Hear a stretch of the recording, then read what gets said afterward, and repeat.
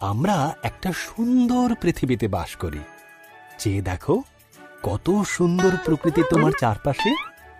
চলো আমরা সৃষ্টির শুরুতে ফিরে যাই, দেখি বাইবেল আমাদের সে বিষয়ে কি বলে। সৃষ্টির শুরুতে ঈশ্বর আকাশমণ্ডল ও পৃথিবী তৈরি করলেন। ঈশ্বর অন্ধকারকে বললেন, আলো হোক। এই আলোকে তিনি নাম দিলেন দিন, আর অন্ধকারকে নাম দিলেন রাত্রি। প্রথম দিন শেষ হল।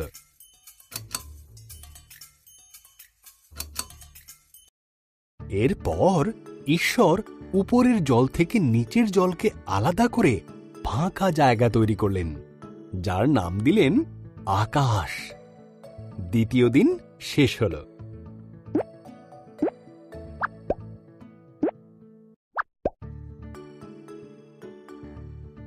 ঈশ্বর সমস্ত জল একত্র করলেন, এর ফলে শুকনো জায়গা দেখা দিল। তিনি শুকনো জায়গার নাম দিলেন ভূমি, আর জমা জলের নাম দিলেন সমুদ্র। তারপর তিনি তৈরি করলেন ঘাস, শস্য ও গাছপালা। তৃতীয় দিন শেষ হল।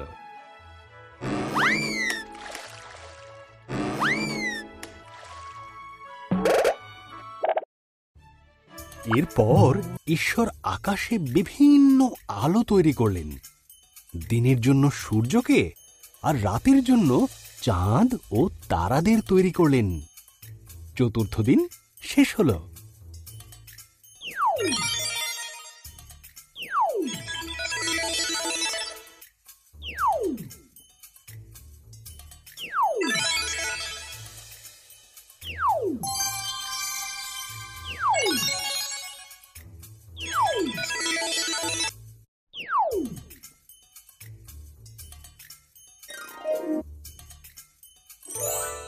ঈশ্বর মাছেদের সৃষ্টি করলেন জলে সাঁতার কাটার জন্য, আর পাখিদের সৃষ্টি করলেন আকাশে ওড়ার জন্য। তোমাদের সন্তান হোক, তিনি তাদের বললেন, তোমরা বংশবৃদ্ধিতে ও সুরে পৃথিবীকে ভরিয়ে দাও। পঞ্চম দিন শেষ হল।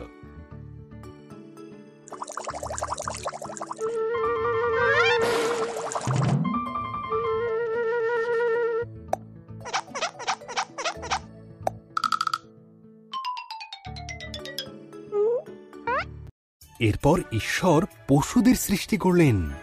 তিনি গৃহপালিত পশু, বন্য পশু ও সরীসৃপ প্রাণী তৈরি করলেন। ঈশ্বর বললেন, আরও একটি সৃষ্টি বাকি আছে, যা সবার মধ্যে অত্যন্ত মূল্যবান।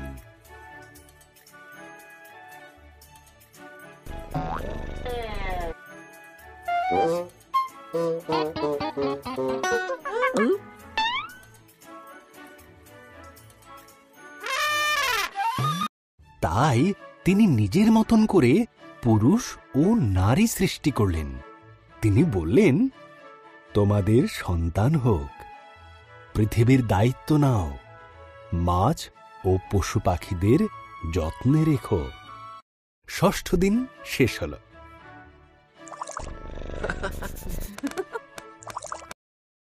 এরপর ঈশ্বর দেখলেন তাঁর সমস্ত সৃষ্টিকে খুব সুন্দর।